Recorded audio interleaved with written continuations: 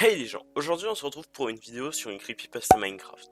Non mais c'est complètement nul, Minecraft c'est démodé hein. Alors non, certains vont rager en disant que Minecraft c'est nul et que Fortnite c'est mieux, mais je suis désolé, mais non.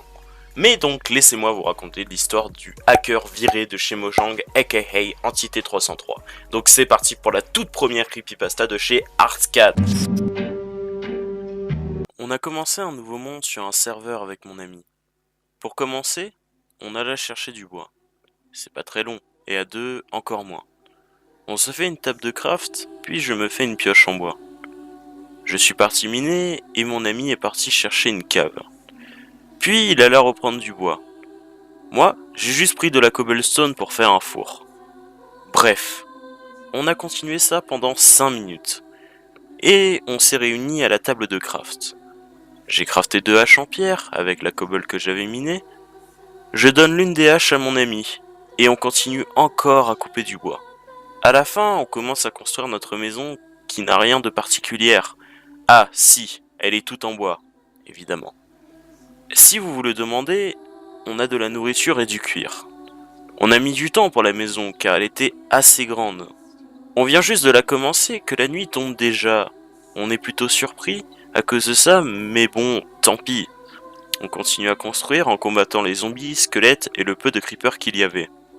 Une fois qu'on avait fini la maison, on se repose un peu à l'intérieur. Et c'est là que les choses bizarres se sont produites. Au loin, par la porte, on avait aperçu une croix inversée. Et depuis la porte, on entendait des bruits très bizarres. Mais on ne pouvait pas les décrire. On n'avait pas de lumière, alors nous sommes allés chercher du charbon. Et les monstres nous ont encombrés. Et nous avons mis du temps à les combattre.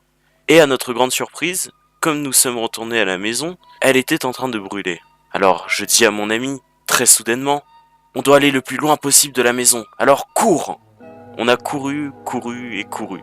Et nous sommes arrivés sur le haut d'une falaise. Nos écrans commencèrent à bugger et on ne voyait presque plus rien.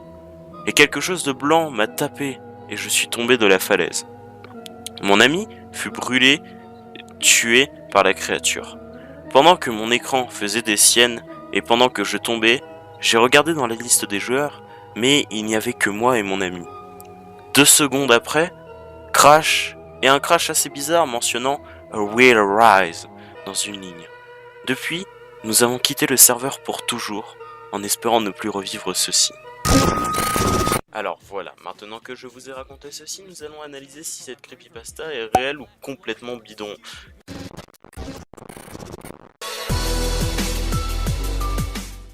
Alors.